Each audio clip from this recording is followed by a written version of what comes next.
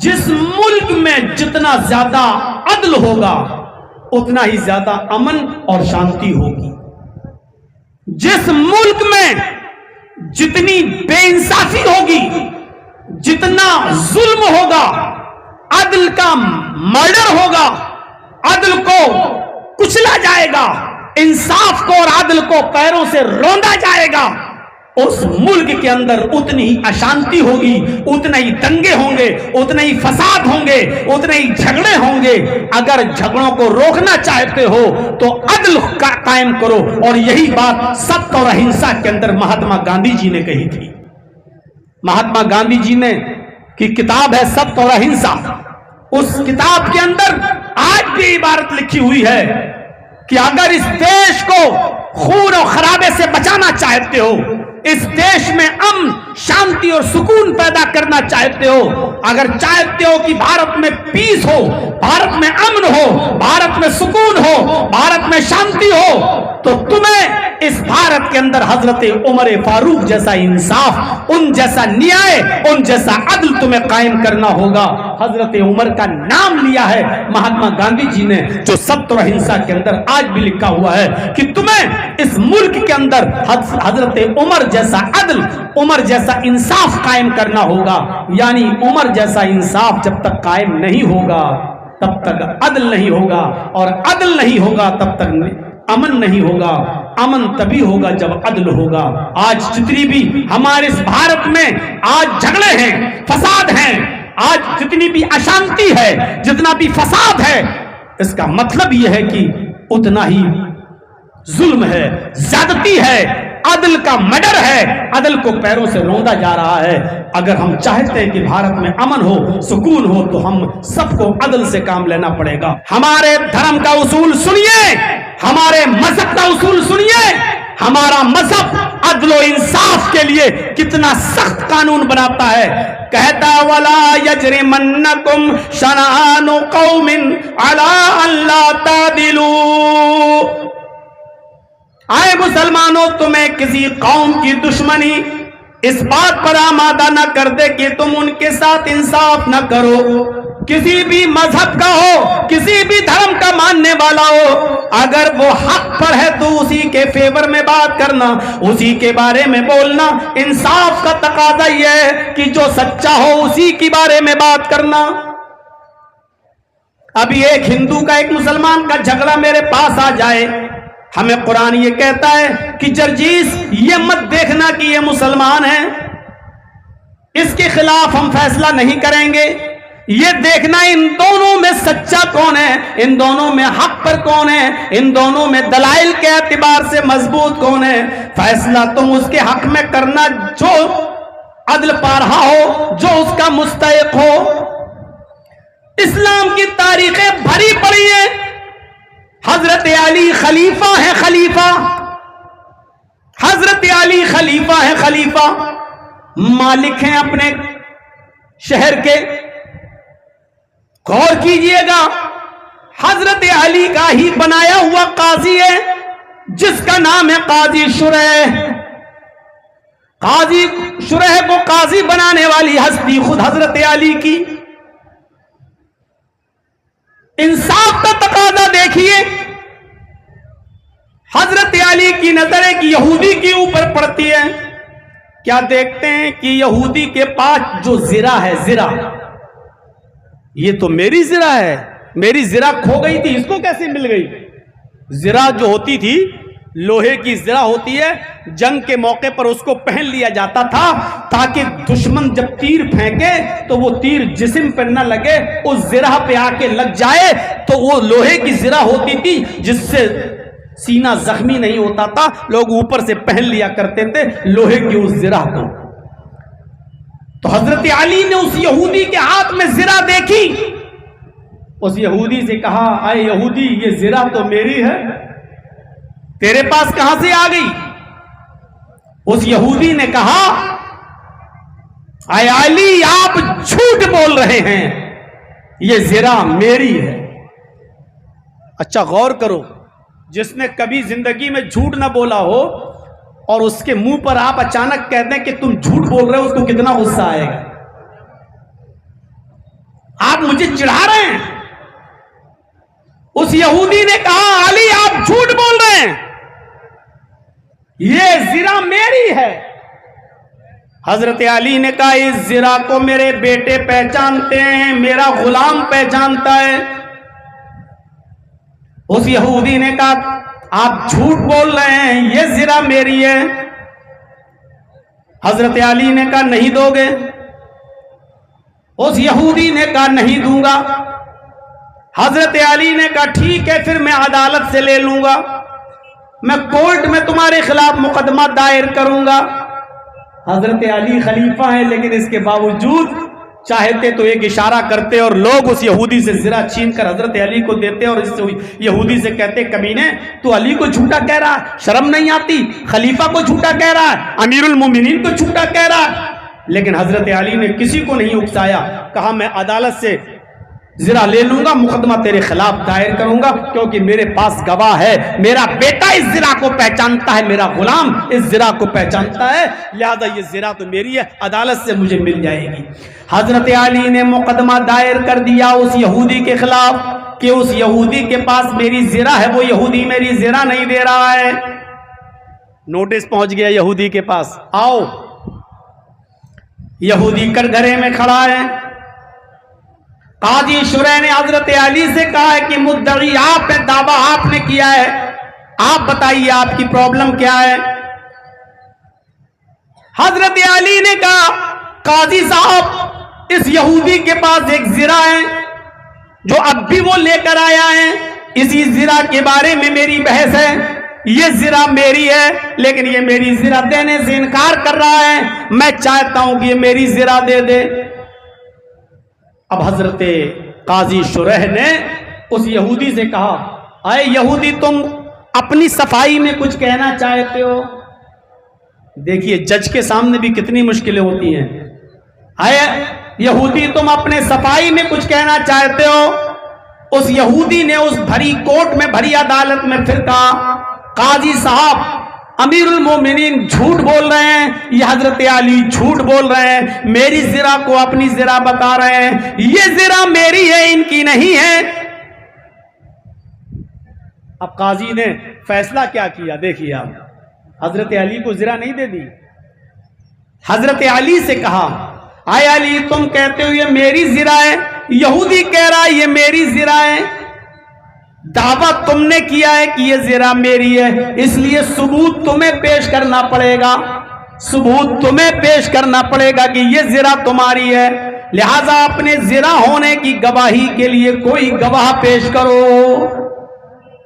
हजरत अली ने झट से अपने बेटे को खड़ा कर दिया और बेटे ने गवाही दी काजी साहब मैं हजरत अली का बेटा हसन हूं और मैं गवाही देता हूं कि इस यहूदी के पास जो जिरा है ये मेरे अब्बू की जिरा है, ये हजरत अली की जिरा है, ये मेरे बाप की जिरा है।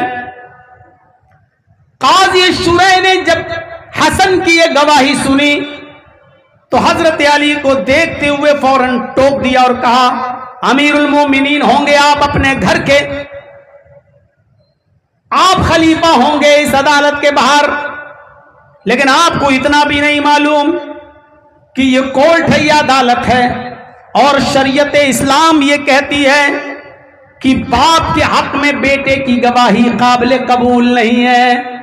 आपकी गवाही आपका बेटा दे रहा है, शरीयत की रोशनी में आपकी गवाही आपका बेटा नहीं दे सकता है, क्योंकि बेटे अक्सर बाप के फेवर में बोलते हैं, लिहाजा बेटे की गवाही नहीं मानी जाएगी। ऐ अली आपके बेटे की गवाही नहीं मानी जाएगी, कोई दूसरा गवाह लेकर आओ।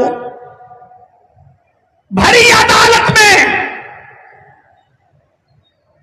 और सुन ले वो लोग जो आज मजहबी कार्ड खेलते हैं, हर जगह जो हिंदू मुस्लिम का राग लाते हैं, वो देख लें इस्लामी हुकूमत मौजूद है, लेकिन हजरत अली के गवाह की गवाही नहीं मानी जा रही है। यहां तो सारे अपने शोबे बिठा दिए गए हैं, शतरंज की चाल पे सारे पत्ते अपने फेंक दिए गए हैं, इंसाफ मिले तो कहां से मिले? पूरा जख्म तो हमारा तुमने छल्ली छल्ली कर दिया है, अब मरहम रखोगे तो कहां रखोगे? मेरे भाइयों, अब जख्म तलाश कर रहे हो, पूरा जिस्म तो हमारा छल्ली छल्ली है। हजरत अली ने कहा, काजी साहब मेरे पास दूसरा गवाह भी मौजूद है। उन्होंने अपने गुलाम को पेश कर दिया। हजरत अली के गुलाम कंबर ने गवाही दी, काजी साहब मैं अली का गुलाम हूं और यह गवाही देता हूं कि यह जिरा मेरे मालिक की है, हजरत अली की है। काजी शुरह ने टोकते हुए कहा कि तुम अमीरुल मोमिनीन के गुलाम हो? कहा शरीयत में मालिक की गवाही गुलाम अगर देता है तो गुलाम की गवाही भी काबिल कबूल नहीं है, क्योंकि गुलाम अपने मालिक के ही फेवर में बोलेगा, वो अपने मालिक के खिलाफ नहीं बोल सकता, क्योंकि उसको अपने मालिक का डर रहता है। इसलिए शरीयत मालिक के हक में गुलाम की गवाही नहीं मानती है, लिहाजा तुम्हारी गवाही भी कबूल नहीं। अरे अली, कोई और गवाह पेश करो। हजरत अली हाथ खड़ा कर देते हैं कोर्ट में और कहते हैं, काजी साहब अब मेरे पास कोई गवाह नहीं है, बस यही दोनों गवाह थे, मेरा बेटा या मेरा गुलाम, इसके अलावा कोई गवाह नहीं है, इसलिए अब मैं गवाही पेश नहीं कर सकता। फौरन ऑन स्पॉट वहीं पर काजी शुरह फैसला सुनाते हैं और फैसला सुनाते हुए कहते हैं कि हजरत अली अपने सबूत में सही दलीलें नहीं दे सके, सच्चे गवाह पेश नहीं कर सके, जो गवाह पेश किए थे उनकी गवाही मोतबर नहीं, इसलिए इस जिरा का मालिक यहूदी को बनाया जा रहा है। ये जिरा यहूदी की है, यहूदी जिरा का मालिक है। कोर्ट से, अदालत से फैसला जो सुनाया जाता है वो हजरत अली के खिलाफ सुनाया जाता है और उस यहूदी को जिरा दी जाती है। ये आदल था, ये इंसाफ था। और याद रखिएगा, गौर से सुनिएगा, आदम से लेकर मोहम्मदुर रसूलुल्लाह तक जितने भी पैगंबर इस दुनिया में आए, सबका यही दीन। और अल्लाह ताला ने मोहम्मदुर रसूलुल्लाह सल्लल्लाहु अलैहि वसल्लम को बाकायदा फरमाया, आपसे कहा, शरा लकुम मिनद्दीन मा वस्सा बिही नूहन वल्लज़ी औहैना इलैक वमा वस्सैना बिही इब्राहीम व मूसा व ईसा नक़ीमुद्दीन। आए मोहम्मद सल्लल्लाहु अलैहि वसल्लम, हमने आपके लिए उसी दीन को मशरू करार दिया, उसी दीन को हमने आपके लिए नाफिज किया, उसी दीन की स्थापना का, उसी दीन के निफाज का हमने आपको हुक्म दिया। जिस दीन के निफाज का हुक्म हमने नूह को दिया था, जिसकी वही हमने आपकी तरफ कर दी थी, हमने आपको वही दीन देकर भेजा जो दीन हमने आपसे पहले नूह को देकर भेजा था। देख रहे हैं, अल्लाह ने ये नहीं कहा कि आपको हमने इस्लाम देकर भेजा है, ये आपका दीन नहीं, वही दीन, वही धर्म, वही मजहब हमने आपको देकर भेजा है, जो मजहब, जो दीन हमने आपसे पहले नूह को देकर भेजा था, जिसका हुक्म, जिसकी वही हमने आपको कर दी थी, जिसकी खबर हमने आपको दे दी थी। वमा वस्सैना बिही इब्राहीम व मूसा व ईसा नक़ीमुद्दीन, और नूह के बाद इब्राहीम भी इसी दीन को लेकर गए हैं और मूसा भी इसी दीन को लेकर आए हैं और ईसा भी इसी दीन को लेकर गए थे। कितना साफ शब्दों में क्लियर कर दिया कि ये इस्लाम मोहम्मदुर रसूलुल्लाह सल्लल्लाहु अलैहि वसल्लम का लाया हुआ नया दीन नहीं है, बल्कि यही दीन नूह का भी है। आज नूह अलैहिस्सलातु वस्सलाम को हमारे हिंदू भाई मनु के नाम से जानते हैं। नूह अलैहिस्सलाम के बाद यही दीन इब्राहीम अलैहिस्सलाम भी लेकर आए। मूसा अलैहिस्सलाम, जिनको तौरात में, ओल्ड टेस्टामेंट में मौसिस कहा गया है, यही दीन वो भी लेकर आए। उनके बाद ईसा अलैहिस्सलातु वस्सलाम, जिनके मानने वाले आज क्रिश्चियन कहलाते हैं, ईसाई, ईसा अलैहिस्सलाम भी इसी दीन को लेकर गए। मैं कह सकता हूं कि यही वो धर्म है, यही वो दीन है जिसको नूह अलैहिस्सलाम लेकर आए, यानी मनु, यानी यही धर्म, यही दीन, यही इस्लाम हिंदू भाइयों का भी है, यही इब्राहिम अलैहिस्सलाम के मानने वालों का भी है, यही दीन, यही इस्लाम यहूदियों का भी है, और यही दीन, यही इस्लाम ईसाइयों का भी है। तो जब सबका दीन एक है और सबका मजहब यही इस्लाम है, तो इसी इस्लाम की मैं तारीफ कर रहा हूं जो सिर्फ मुसलमानों का नहीं, सबका है। वमन यब्तगी गैरल इस्लामी दीनन, जिसने इस्लाम को छोड़कर कोई दूसरा दीन तलाश किया, फलन युक़बला मिन्हु, वो कबूल नहीं किया जाएगा, वो रिजेक्ट कर दिया जाएगा, उसके मुंह पे मार दिया जाएगा। क्यों? इसलिए कि यही दीन नूह लेकर गए, यही दीन इब्राहिम लेकर आए, यही दीन मूसा और ईसा अलैहिस्सलातु वस्सलाम भी लेकर आए। इसीलिए दुनिया में जितने भी नबी आए, दुनिया में जितने भी पैगंबर आए, सबका एक ही कलमा भी था, एक ही मूल मंत्र था सबका। अभी तौहीद के बारे में आपने सुन लिया, लेकिन थोड़ा सा उसके बाद हम आगे चलते हैं, दूसरी तरफ भी आपको लेकर इस्लाम की खुसूसियात की तरफ, इस्लाम की विशेषताओं की तरफ, इस्लाम की खूबियों की तरफ। इसीलिए चूंकि ये दीन सबका, धर्म सबका, मजहब सबका, इसलिए कलमा भी ये जो पढ़ा गया है, जो मूल मंत्र है, वो सबका एक है। क़ुल या अहलल किताबी तालौ इला कलिमतिन सवाइम बैनना व बैनकुम अल्ला नअबुद इल्लल्लाह। कुरान कितने साफ लफ्जों में ऐलान कर रहा है, आए मोहम्मद सल्लल्लाहु अलैहि वसल्लम, आप अनाउंसमेंट कर दीजिए, आप दुनिया वालों में कह दीजिए, आप यहूदियों से कह दीजिए, ईसाइयों से कह दीजिए, आप उन लोगों में ऐलान कर दीजिए जिनको किताब दी गई है, जो अहले किताब हैं, आप उनसे फरमा दीजिए, आए यहूदियों, आए ईसाइयों, आए वो लोगों जिनको आसमानी किताबें दी गई हैं, तालौ इला कलिमतिन सवाइम बैनना व बैनकुम, आओ एक ऐसे कलमे की तरफ, आओ एक ऐसे मूल मंत्र की तरफ जो हमारे और तुम्हारे दरमियान बराबर है।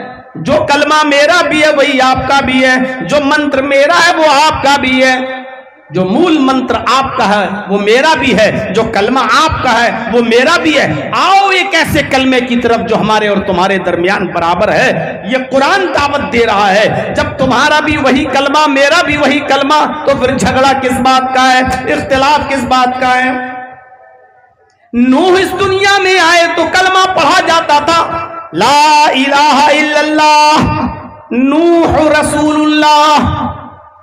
मूसा इस दुनिया में आए तो कलमा पढ़ा जाता था, ला इलाहा इल्लल्लाह मूसा रसूलुल्लाह। ईसा इस दुनिया में आए तो कलमा पढ़ा जाता था, ला इलाहा इल्लल्लाह ईसा रसूलुल्लाह।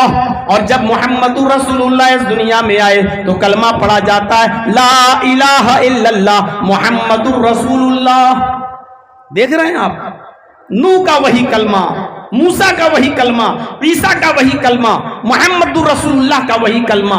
इसीलिए कुरान कह रहा है, आओ एक ऐसे कलमे की तरफ, तालो इला कलिमतिन सवाइम बैनना व बैनकुम, आओ एक ऐसे मूल मंत्र की तरफ, आओ एक ऐसे कलमे की तरफ जो तुम्हारे और हमारे दरमियान बराबर है।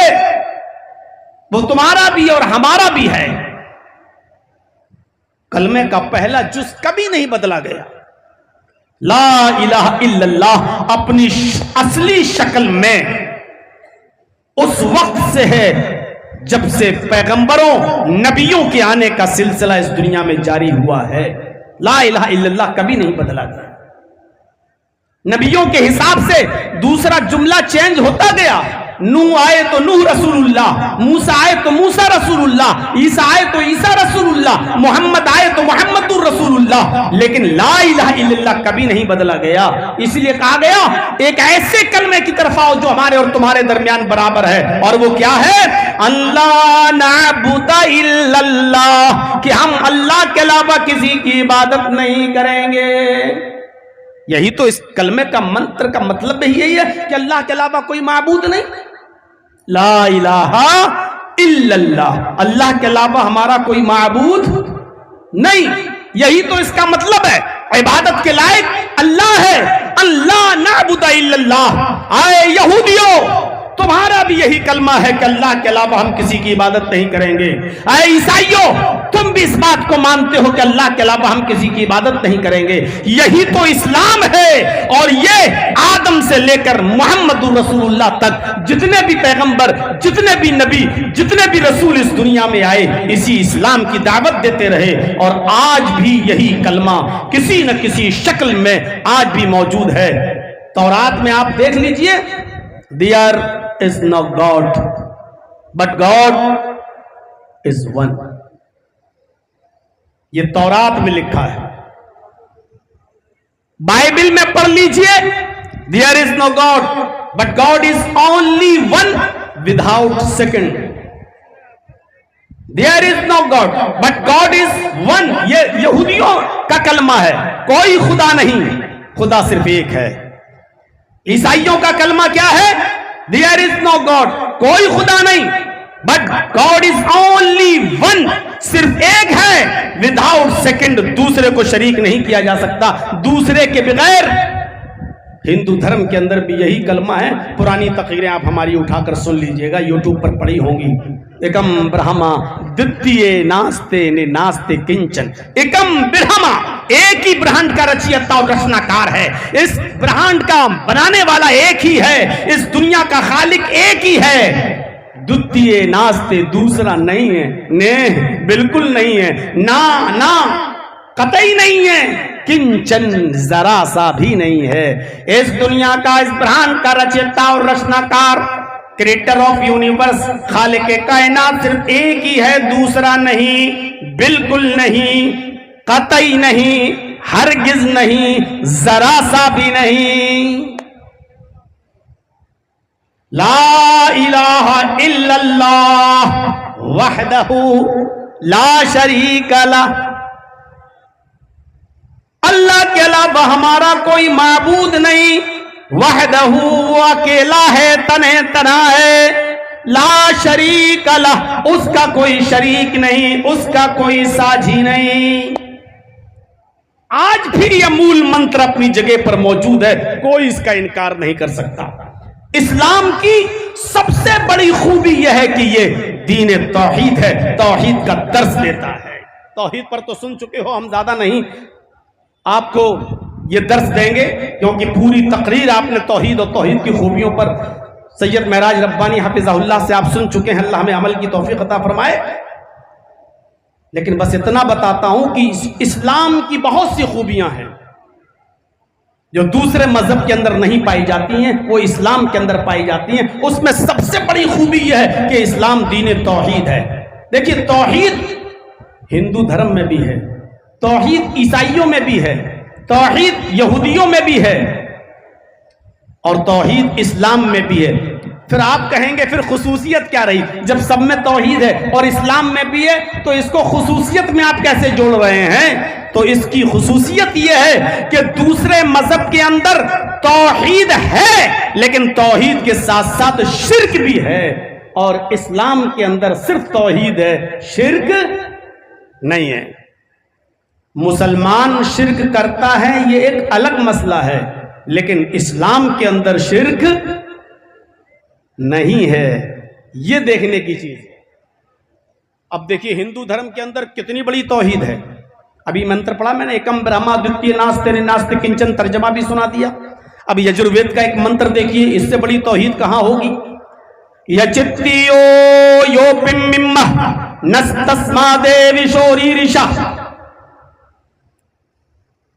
यचित्तियो यो पिम्मिम्मा, उससे मांगो। यो मानी इसमें इशारा बईद के लिए, वो यचित्ती मांगो, यो उससे, और 2 बार यो आ रहा है, यचित्ती यो यो पिम।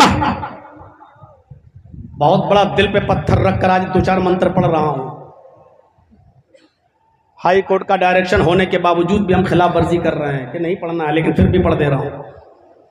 यचित्ती यो यो पिम, मांगो उससे वही तो है।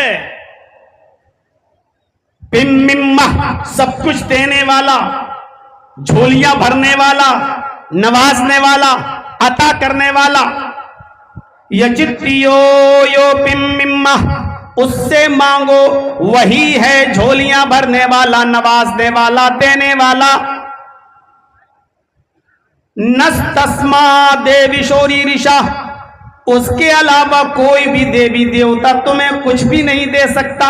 नस्तस्मा, नहीं दे सकता है कोई भी देवीशो, देवी देवता तुम्हें, रीरिषा कुछ भी, उसके अलावा कोई भी देवी देवता तुम्हें कुछ भी नहीं दे सकता। कितनी बड़ी तौहीद है। उससे मांगो, वही है दामन भरने वाला, वही है झोली भरने वाला, वही आता करने वाला, वही है नवाजने वाला। उसके अलावा कोई भी नहीं है देवी देवता जो तुम्हें कुछ भी दे सके। ईमानदारी के साथ बताइए कितनी बड़ी तौहीद है। लेकिन इसके बावजूद मैं ये कह रहा हूं कि हिंदू धर्म दीन तौहीद नहीं बन सकता। क्यों? क्योंकि उसी हिंदू धर्म के अंदर यह भी लिखा हुआ है कि तुम्हारे 33 करोड़ देवी देवता हैं, हर एक को खुश करो, और एक देवी को, एक देवता को एक दिन में प्रसन्न करो, एक दिन में खुश करो। एक दिन में सिर्फ एक देवी या एक देवता खुश होगा। पढ़ लीजिएगा मनुस्मृति। एक देवी या एक देवता एक दिन में बस एक ही को खुश कर सकते हो, 2 को नहीं। और 33 करोड़ देवी देवताओं को खुश करना जरूरी है। आगे मनुस्मृति में लिखा है कि यदि एक भी अप्रसन्न रह गया, अगर आपके जीवन में एक भी ना खुश रह गया, तो आपकी जिंदगी भर की तपस्या भंग, आपकी जिंदगी भर की इबादत बेकार। अब एक बात बताओ, अकल से सोचना जरा, एक दिन में एक देवी या एक देवता खुश हो सकता है, बस 2 नहीं। और हैं कितने? 33 करोड़। तो एक दिन में जब एक देवता खुश होगा या एक देवी खुश होगी, तो 33 करोड़ देवी को, देवताओं को खुश करने के लिए हमें कितना दिन चाहिए? 33 करोड़। सीधा सीधा हिसाब है। क्या इंसान के पास इतना समय है? क्या इंसान इतने दिन तक जीवित रह सकता है 33 करोड़ दिन तक, कि हर एक दिन में एक देवी और एक देवता को खुश करता रहे? मनुस्मृति आगे कहती है, अगर एक भी अप्रसन्न रह गया, एक भी नाखुश रह गया, तो जिंदगी भर की तपस्या भंग। ये मनुष्य, आज का ये इंसान 33 करोड़ देवी देवताओं को कैसे खुश कर सकता है, जबकि सबके नामों की लिस्ट भी उसके पास नहीं है। उसको पता भी नहीं है कि इनके नाम क्या हैं, कौन कौन से देवी देवता हैं, उसको अभी पता भी नहीं है। ये शिर्क भी मौजूद है वहां। सुबह प्रातः काल में उठो, अपने माँ बाप के पैर छुओ और उनका आशीर्वाद लो। ये पैर छूने का हुक्म भी मौजूद है रामायण में। तो इसलिए जिस धर्म के अंदर दोनों बातें हों, एक तरफ ये कहा जा रहा हो कि उसी को पुकारो, उसी से मांगो, उसके अलावा कोई तुम्हें कुछ नहीं दे सकता, और दूसरी तरफ ये भी कहा जा रहा है कि तुम्हारे 33 करोड़ देवी देवता हैं, ये धर्म दीन तौहीद नहीं बन सकता है, क्योंकि इसके अंदर दोनों चीजें मौजूद हैं। यही हाल ईसाइयों का भी है। लिखा है there is no God but God is only one. एक ही खुदा है, दूसरा नहीं। नो गॉड, कोई खुदा नहीं सिवाय एक के, विदाउट सेकंड, दूसरे को शरीक नहीं किया जा सकता। एक तरफ यह कहा जा रहा है कि तुम्हारा रब एक ही है, दूसरा नहीं, और दूसरी तरफ वही बाइबल ये कहती है, I will pray the father he shall give the another compounder. मैं अपने पिता से, मैं अपने बाप से ये दुआ करूंगा कि वो तुम्हें दूसरा मार्गदर्शक दे, वो तुम्हें दूसरा रास्ता दिखाने वाला दे। ईसा अलैहिस्सलाम अपने रब को बाप कह रहे हैं। I will pray the father, मैं अपने बाप से ये दुआ करूंगा, मैं अपने बाप से ये प्रे करूंगा। यानी मैं अपने अल्लाह को ईसा अलैहिस्सलाम बाप बना रहे हैं बाइबल के आधार पर। कुरान की बात नहीं कर रहा हूं मैं, हदीस की बात नहीं कर रहा हूं मैं। तो एक तरफ ईसा अल्लाह को अपना बाप कह रहे हो और ये कह रहे हो कि मैं अपने बाप से दुआ करूंगा कि वो तुम्हें दूसरा मार्गदर्शक दे, रास्ता दिखाने वाला दे। I will not talk much with you, अब मैं तुमसे ज्यादा गुफ्तगू नहीं करूंगा, मैं इस दुनिया से जाने वाला हूं। जब तक मैं जाऊंगा नहीं इस दुनिया का शहजादा आएगा नहीं, मैं जाऊंगा तब इस दुनिया का शहजादा आएगा। The prince of this world comes, his name will be Ahmad. इस दुनिया का शहजादा तशरीफ लाने वाला है जिसका नाम अहमद होगा। ईसा अलैहिस्सलाम ने अहमद नाम लिया बाइबल में, जो आज भी लिखा हुआ है। इसी लफ्ज अहमद को कुरान ने रिकॉर्ड करके वैसे ही बयान कर दिया कि ईसा अलैहिस्सलाम दुनिया में लोगों से ये कहते थे, मुबश्शिरम बिरसूलिन याती मिन बादि इस्मुहु अहमद। लोगों, मैं तुम्हें खुशखबरी देता हूं, गुड न्यूज देता हूं, शुभ समाचार सुनाता हूं एक ऐसे नबी का जो मेरे बाद आएगा। इस्मुहु अहमद, उसका नाम अहमद होगा। लेकिन ईसा को अल्लाह को अपना बाप भी कह रहे हैं, इसलिए ईसाइयत भी दीन तौहीद नहीं हो सकती है। इस्लाम दीन तौहीद है। मुसलमान शिर्क करता है वो एक अलग मसला है, लेकिन कुरान में शिर्क नहीं मिलेगा, हदीस में शिर्क नहीं मिलेगा। आप ताज्जुब करेंगे, देख लीजिए, जो हिंदू धर्म में कहा गया उसी को पुकारो, उसके अलावा किसी को नहीं, कोई देवी देवता तुम्हें कुछ नहीं दे सकता, इसी को कुरान ने कहा है। वला तदउ मिन दूनिल्लाहि मा ला यनफउक वला यजुर्रुक फ़इन फ़अल्त फ़इन्नका इज़म मिनज़ ज़ालिमीन। अल्लाह को छोड़कर तुम किसी ऐसी हस्ती को मत पुकारो जो तुम्हें ना नफा दे सकता है ना नुकसान पहुंचा सकता है। फ़इन फ़अल्त फ़इन्नका इज़म मिनज़ ज़ालिमीन, अगर तू ऐसा करेगा तो जालिमों में लिखा जाएगा, अगर तू ऐसा करेगा तो तेरा शुमार जालिमों में होगा। एक जगह कुरान यूं कहता है, इन्नल्लज़ीना तदऊन मिन दूनिल्लाहि लन यख़्लुक़ू ज़ुबाबन वलव इज्तमऊ लहू। अल्लाह को छोड़कर तुम जिनको भी पुकार रहे हो, जिनसे भी बेटा बेटी मांग रहे हो, जिनके भी आस्थानों पे जा रहे हो, ये सारे के सारे मिल जाएं, लन यख़्लुक़ू ज़ुबाबन, तो एक मक्खी भी पैदा करने की ताकत नहीं रखते। क्लियर कर दिया, मना कर दिया। कुरान में शिर्क नहीं मिलेगा। मोहम्मद रसूलुल्लाह ने भी अपनी तालीमात से यह साबित कर दिया कि शिर्क मुझे भी पसंद नहीं है। लोग मक्के से मदीने की तरफ आ रहे हैं, औरतें घरों की छतों पर खड़ी हुई हैं, मंजर देख रही हैं। आज अल्लाह के नबी मक्के से मदीना तशरीफ ला रहे हैं। आज देखते हैं मोहम्मद रसूलुल्लाह की सवारी किसके घर पर रुकेगी। छोटी छोटी बच्चियां दफ बजा रही हैं, ढोल पे हाथ पीट रही हैं, दफ बजा रही हैं, और छोटी छोटी बच्चियां गीत गा रही हैं, और मदीने की औरतें अपने घरों की छतों पे चढ़ के देख रही हैं कि आज मोहम्मद रसूलुल्लाह की सवारी किसके घर पर रुकेगी। देखें आज ऊँटनी किसके घर पर रुकेगी। वो छोटी छोटी बच्चियां गीत गाते हुए कहती हैं, तलाल बद्रु अलैना मिन सनैयातिल बदाई वजब शुक्र अलैना मादा लिल्लाहि दाई। आज अल्लाह का शुक्र अदा जितना भी करूं कम है। 14वीं रात का चांद आज मक्के से चमकता हुआ मदीने में तशरीफ लाया है। तलाल बद्रु अलैना मिन सनैयातिल बदाई, फारान की चोटियों से आज बदरे कामिल चमका है। आज 14वीं का चांद चमका है। आज मोहम्मद रसूलुल्लाह मक्के से मदीना तशरीफ लाए हैं। ये छोटी छोटी बच्चियां गीत गा रही हैं, जब सवारी करीब आती है और उन बच्चियों के पास से आप गुजरते हैं तो वो छोटी छोटी 5-5, 6-6 साल की बच्चियां मोहम्मदुर रसूलुल्लाह को देखती हैं तो उनकी जबान से एक जुमला निकलने लगता है, वफीना नबियुन यालमु मा फी गद। आज हमारे पास एक ऐसे नबी आए हैं जो कल की बात भी जानते हैं। सिर्फ इतना सा जुमला कह दिया, इन बच्चियों ने 6 साल की 5 साल की लड़कियों के मुंह से यह जुमला निकल गया, वफीना नबियुन यालमु मा फी गद।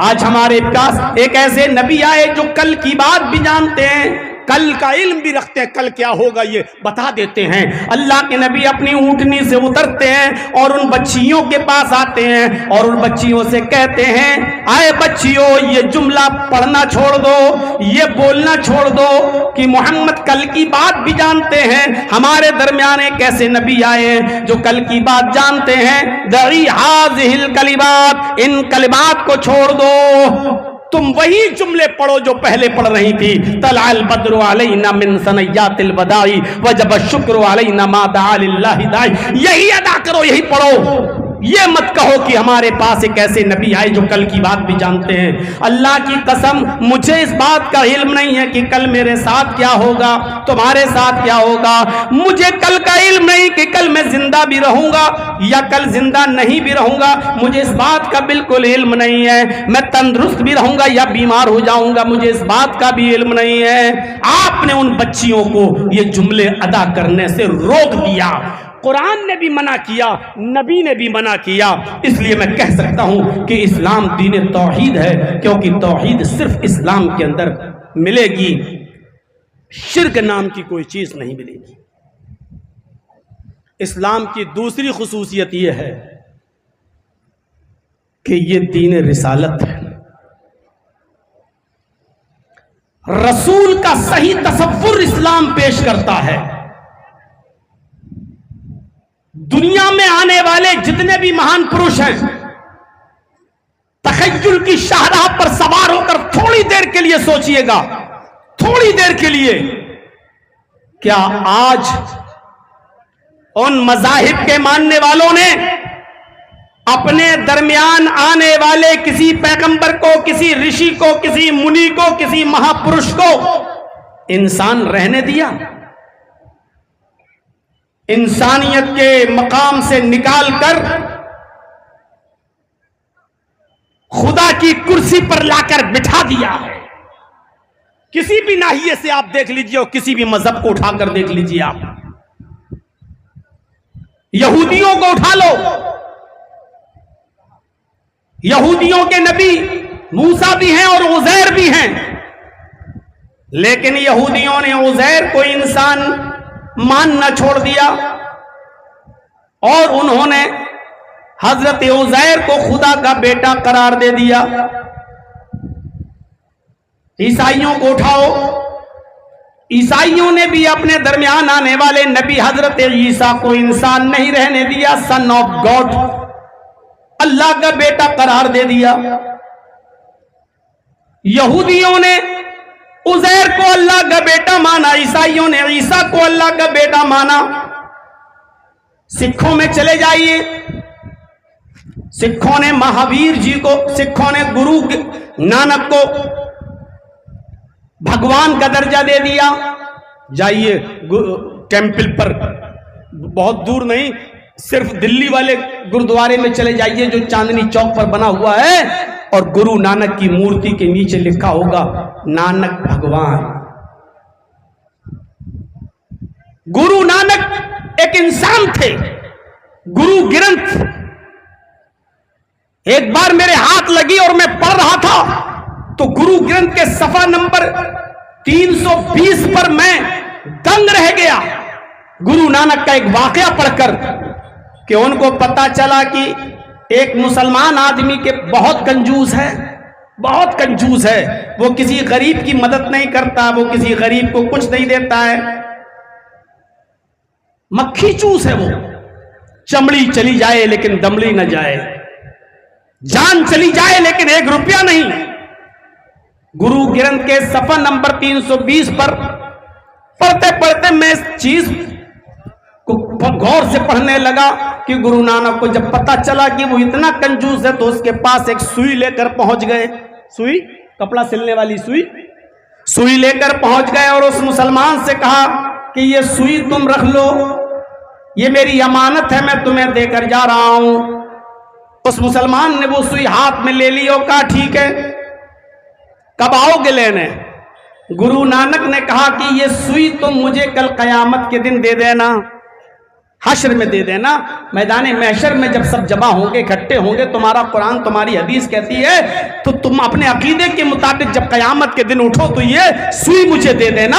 तो वो मुसलमान चीखता है गुरु नानक पर और कहता है आपको शर्म नहीं आती? ये सुई मैं कयामत के दिन लेके आऊंगा? अरे कब्र में मुझे लिटा दिया जाएगा, मैं तो खाली हाथ जाऊंगा, कुछ लेके थोड़ी जाऊंगा। ये सुई मैं तुम्हें मैदान महशर में कैसे दे सकता हूं? तो गुरु नानक ने उससे कहा जब तू एक छोटी सी सुई लेकर नहीं जा सकता मैदान महशर में, ये सुई तू मुझे दे के नहीं, ये सुई तू मुझे नहीं दे सकता है, ये सुई भी तू लेकर नहीं जा सकता है। तो ये जमीन, ये जायदाद, ये प्रॉपर्टी, ये मकान, ये तेरी दुकान और इतनी बड़ी दौलत, इतना अमीर, इतना पैसे वाला होकर भी अब तू ये बता कि ये सारी दौलत तू लेकर कैसे जाएगा? ये प्रॉपर्टी लेकर कैसे जाएगा? ये दुकानें लेकर कैसे जाएगा?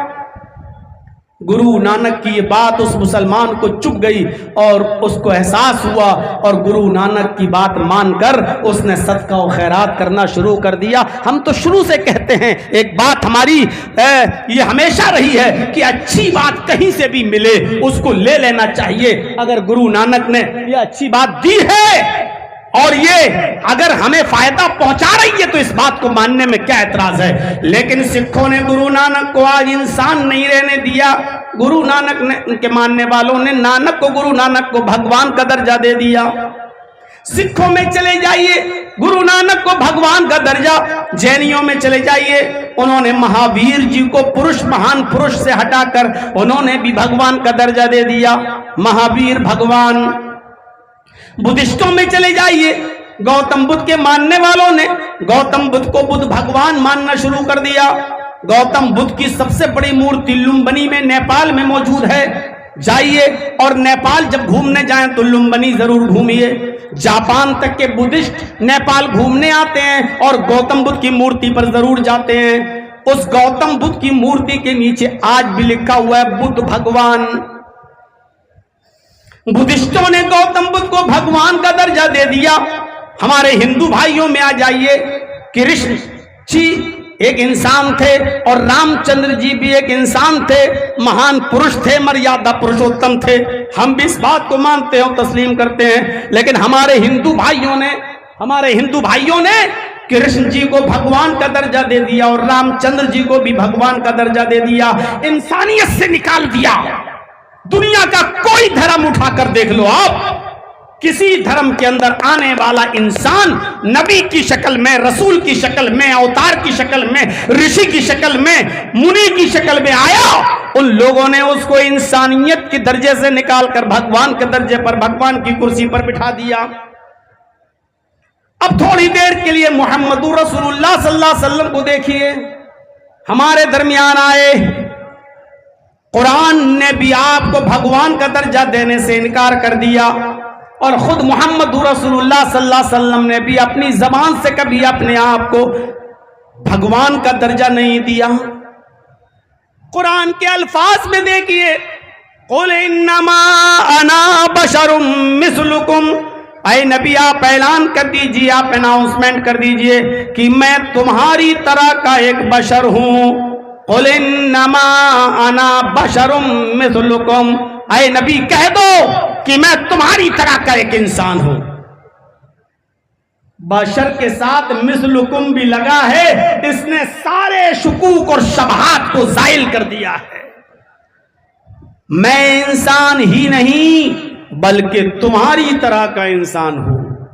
तुम्हारे दो हाथ मेरे भी दो हाथ, तुम्हारे दो पैर मेरे भी दो पैर, तुम्हारे दो कान मेरे भी दो कान, तुम्हारी दो आंखें मेरी भी दो आंखें। तुम चलते फिरते हो मैं भी चलता फिरता हूं, तुम खाते पीते हो मैं भी खाता पीता हूं, तुम्हारी शादियां होती हैं मेरी भी शादी हुई, तुम्हारे बीवी हैं मेरी भी बीवियां थी, तुम्हारे बच्चे मेरे भी बच्चे। तो तुम्हें दुख पहुंचता है मुझे भी पहुंचता है, तुम्हें खुशी पहुंचती है मुझे भी खुशी पहुंचती है, खुशी और गम जैसे तुम्हें लायक होता है मुझे भी होता है। तुम भी बशर मैं भी बशर, मिसलुकुम बल्कि बिल्कुल मैं तुम्हारी तरह हूं। उठने में, बैठने में, चलने में, फिरने में, खाने में, शादियों में, ब्याह में मैं तुम्हारी तरह हूं। हाँ, लेकिन मकाम और मर्तबे में मैं तुमसे बहुत बुलंद हूं, मकाम और मर्तबे में मैं तुमसे बहुत ऊंचा हूं। इसलिए ऊहिया इलैया, मेरी तरफ अल्लाह की तरफ से वही आती है, मेरे पास अल्लाह की तरफ से जिब्राइल आते हैं, मेरे पास कुरान की आयतें नाजिल होती हैं, जिब्राइल मेरे पास कुरान लेकर आते हैं। इसलिए इस कुरान के नुज़ूल से और वही की वजह से मेरा मकाम और मेरा दर्जा बहुत बुलंद है, तुमसे बहुत ऊंचा है। तो ये तो नबुव्वत का फर्क है, इंसान होने के नाते कोई फर्क नहीं है तुम में और हम में।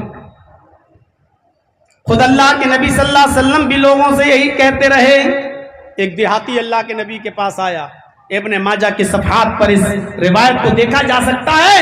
एक देहाती अल्लाह के नबी के पास आया और कुछ कहना चाहता था लेकिन डर रहा है, कुछ कहना चाहता था। अल्लाह के नबी कुछ कहना चाहता था लेकिन रौब, दबदबा, कहां नबी पैगंबर और कहां मेरी हैसियत, मैं क्या गुफ्तगू करूं, मैं क्या बात करूं। तो वो कुछ कहता था लेकिन कह नहीं पाता था।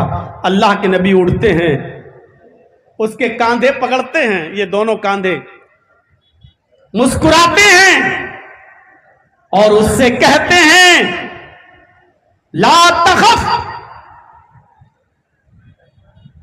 मत डरो, इन्नी लस्तु बिमलिक, मैं बादशाह थोड़ी हूं। है जुमले देखिए अल्लाह के रसूल के, मैं बादशाह थोड़ी हूं, किसी मुल्क का हाकिम नहीं हूं। क्यों डर रहे हो तुम? जो बात कहना चाहते हो कहो। इन्नी लस्तु बिमलिक, मैं बादशाह नहीं हूं। अना बनु इमरातिन ताकुलुल कदीद, मैं भी एक ऐसी औरत का बेटा हूं जो खुश्क गोश्त के टुकड़े खाती थी, जो सूखे हुए गोश्त के टुकड़े खाती थी। मैं भी ऐसी मां का बेटा हूं। जुमलों पर गौर करो। अनबनु इमरातिन ताकुलुल कदीद, मुझे भी ऐसी मां ने जना है जो गोश्त के सूखे टुकड़े खाती थी। गोश्त के सूखे टुकड़े जानते हो ना, कुर्बानी की है ना, कितने दिन तक गोश्त चलाओगे कुर्बानी का? मैंने तो सुना है कि मुहर्रम तक चलता है, हो सकता है कि इससे भी ज्यादा 2-2, 3-3 महीने तक चलता हो। और हम लोगों के यहां तो फ्रिज में रखने का रवाज है, जो 2, 4, 5, 6 दिन बस उसमें जान रहती है, उसके बाद बेकार हो जाता है। यहां मैंने एक नया तरीका सीखा है, देखा है। उसी गोश्त को आप तेल में तलते रहिए तो वो महीनों चलता है। दूसरे दिन फिर थोड़ा कड़ा टाइट जरूर हो जाता है, लेकिन दूसरे दिन फिर तेल में उसको भून दीजिए, फिर वो सही। तीसरे दिन फिर से रोजाना तेल के अंदर भूनते रहिए और फिर इसको 1 साल तक भी रख सकते हैं आप, वो खराब नहीं होगा। ये मैंने मुझे पता चला है, माफ कीजिएगा, मुझे नहीं मालूम था कि 2-2 महीने और 3-3 महीने भी चल जाता है गोश्त।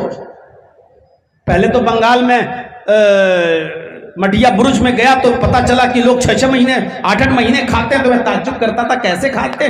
तो वो भी उनके रखने का तरीका है उनके पास। तो अल्लाह के नबी ने फरमाया कि मैं ऐसी मां का बेटा हूं जो गोश्त के सूखे टुकड़े खाती थी।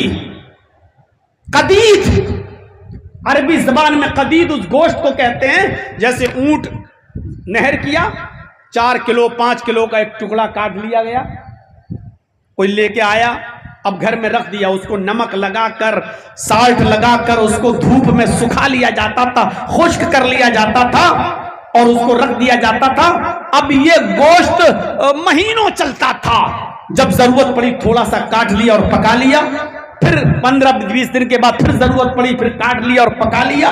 जिस गोश्त को नमक में डालकर धूप में सुखा लिया जाता था, अरब के लोग इस गोश्त को कदीद कहते थे। कदीद जो बिल्कुल सूख जाता था, खुश्क लकड़ी की तरह टाइट हो जाता था, इसको कदीद कहते हैं। अल्लाह के नबी ने फरमाया, अरे मेरे साथी बोलो क्या बोलते हो, मैं किसी मुल्क का बादशाह थोड़ी हूं, मैं भी एक ऐसी मां का बेटा हूं जिसको ताजा गोश्त भी खाने को नहीं मिलता था। वो गोश्त के सूखे टुकड़े खाती थी, वो खुश्क गोश्त खाती थी। मुझे ऐसी मां ने पैदा किया है। मैं भी बहुत गरीब घर में पैदा हुआ हूं जिसको ताजा गोश्त खाना नसीब नहीं होता था। मुझे उस मां ने पैदा किया है। तुम क्यों डरते हो, अपनी बात कहो। तब उस देहाती ने अपनी बात अल्लाह के नबी के सामने रखी है। गौर करो, मैं ऐसी मां का बेटा हूं। आपने अपने आप को एक औरत का बेटा कहा है, इंसान कहा है। तो अल्लाह के रसूल एक ऐसी शख्सियत हैं जिसको सिर्फ इंसान माना जाता है। अब हमारे बहुत से मुसलमान कोशिश कर रहे हैं नबी अकरम को इंसानियत के दर्जे से निकालने की। नहीं, इंसान नहीं थे, अल्लाह ने अपने नूर से पैदा किया। इंसानियत से निकालना चाहते हैं, याद रखिएगा, सिर्फ इस्लाम एक ऐसा मजहब है कि जिस मजहब के अंदर आने वाला नबी पहले भी इंसान था, आज भी इंसान है और कयामत की सुबह तक उसको इंसान ही कहा जाएगा। भगवान का दर्जा नहीं दिया जा सकता है। इबादत होगी सिर्फ अल्लाह की और तरीका माना जाएगा मोहम्मदुर रसूलुल्लाह का। मोहम्मद की इबादत नहीं होगी, मोहम्मदुर रसूलुल्लाह का उसूल माना जाएगा, तरीका माना जाएगा। नमाज पढ़ी तो जाएगी अल्लाह के लिए, लेकिन नमाज पढ़ी जाएगी मोहम्मदुर रसूलुल्लाह के बताए हुए तरीके के मुताबिक। ये फर्क समझने की कोशिश कीजिए आप। हम नबी अकरम को मानते हैं माबूद की हैसियत से नहीं, रसूल की हैसियत से। हम इबादत सिर्फ अल्लाह की करते हैं और मोहम्मदुर रसूलुल्लाह को हम मार्गदर्शक मानते हैं। अल्लाह ने अपनी इबादत करने का तरीका सिखाया है मोहम्मदुर रसूलुल्लाह को और मोहम्मदुर रसूलुल्लाह ने बताया है अपनी पूरी उम्मत को। हमें इबादत तो अल्लाह की करना है और तरीका मोहम्मदुर रसूलुल्लाह का मानना है। तो रिसालत का सही तसव्वुर हमें पेश किया है इस्लाम ने। तो इस्लाम तो दीन तौहीद भी है, इस्लाम दीन रिसालत भी है। रिसालत का सही तसव्वुर इस्लाम ने पेश किया है और इसीलिए वेदों में भी कहा गया है कि आखिरी नबी इंसान होगा। वेदाहामिद पुरुष महानिमादित्य वरुण तपस प्रस्ताप, साफ कह दिया गया आखिरी नबी जो इस दुनिया में आएगा उसका नाम अहमद होगा। वेदाहामिद अहमद आएगा, पुरुष इंसान होगा, महान इमादित्य इतना बड़ा महान इंसान होगा, पुरुष होगा, दित्य उसके बराबर कोई दूसरा नहीं होगा। क्लियर कर दिया गया है कि आखिरी नबी इंसान होगा। अल्हम्दुलिल्लाह हम मुसलमान मोहम्मदुर रसूलुल्लाह को इंसान मानते हैं। आइए तीसरी खुसूसियत की तरफ आते हैं। अल्लाह ताला ने इस्लाम की तीसरी खुसूसियत यह दी है इस्लाम को कि यह दीन अदल है, अदल और इंसाफ। इस्लाम के अंदर अदल का जो तसव्वुर है वो दुनिया के किसी मजहब के अंदर नहीं मिलेगा। हमको आपके झारखंड की हालत तो नहीं मालूम, लेकिन उत्तर प्रदेश की हालत आप देख सकते हैं। मैं लखनऊ के जिस इलाके में रहता हूं, बाकायदा मंगल के दिन जब वहां भंडारे होते हैं तो रास्ते बदल दिए जाते हैं गाड़ियों के लिए और मोटरसाइकिलों के लिए कि यहां भंडारा चल रहा है, लिहाजा कोई कार तो छोड़िए मोटरसाइकिल तक इस जगह से नहीं निकलेगी। उनके रास्ते डिवाइड कर दिए जाते हैं मंगल के दिन अलग। लेकिन हम मुसलमानों को पूरे साल नहीं, सिर्फ ईद और बकरीद के दिन भी ये कह दिया जाता है कि सड़क पर और रोड पर आपको नमाज पढ़ने की इजाजत नहीं। नमाज के लिए मस्जिदें होती हैं, शिफ्टों में नमाज पढ़िए, लेकिन सड़क पर यातायात को अगर रोका गया तो हम दूसरे ढंग से निपटना भी जानते हैं।